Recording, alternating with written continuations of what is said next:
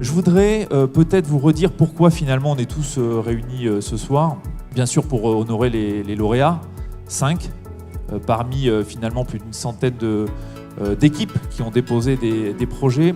Ce qui nous relie tous, c'est que cette conviction qu'il n'y aura pas de réforme de nos services publics assez puissante, adaptée aux attentes de nos usagers si on ne réussit pas la transformation managériale.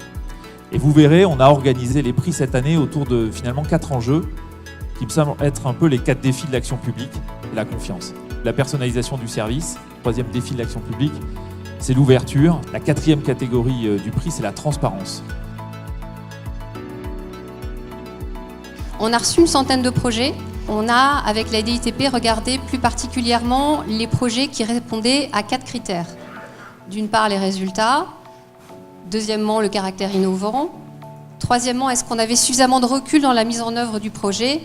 Et puis bien évidemment, est-ce qu'il y avait un ou des managers identifiables pour mener à bien ce projet ? Dans un deuxième temps, et ça a été le travail scrupuleux des membres du jury que je me permets également de remercier, les membres du jury ont analysé les managers au regard de 5 critères fondamentaux du leadership. Est-ce que le manager était en capacité de donner du sens ? Est-ce qu'il pilotait la performance ? Est-ce qu'il savait communiquer sur son projet ? Est-ce qu'il savait créer des liens au-delà de sa sphère hiérarchique traditionnelle ? Et est-ce qu'il responsabilisait les agents et les personnes qui travaillaient avec lui ? Et c'est à partir de ces 5 fondamentaux que les 4 lauréats par thématique ont été désignés ce soir.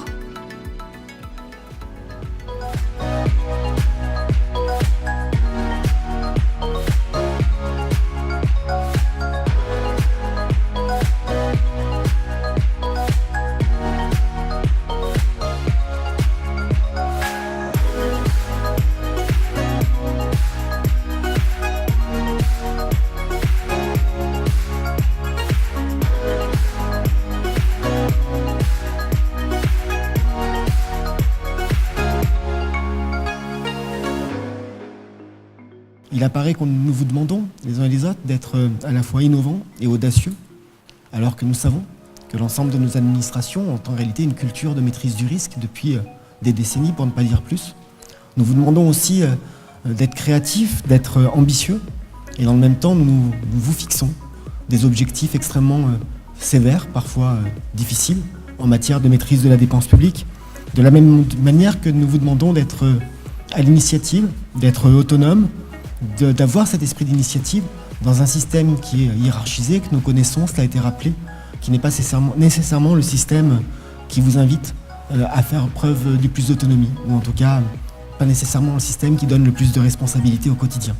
Et enfin, nous vous demandons là aussi, encore une fois, d'être créatifs, d'inventer, et tout en vous demandant de respecter des règles de gestion de marché qui ont certes leur intérêt, mais qui parfois ajoutent de la contrainte, du pointillisme, de la rigueur et sont autant de freins dont j'ai bien entendu qu'il fallait les lever pour permettre cette innovation.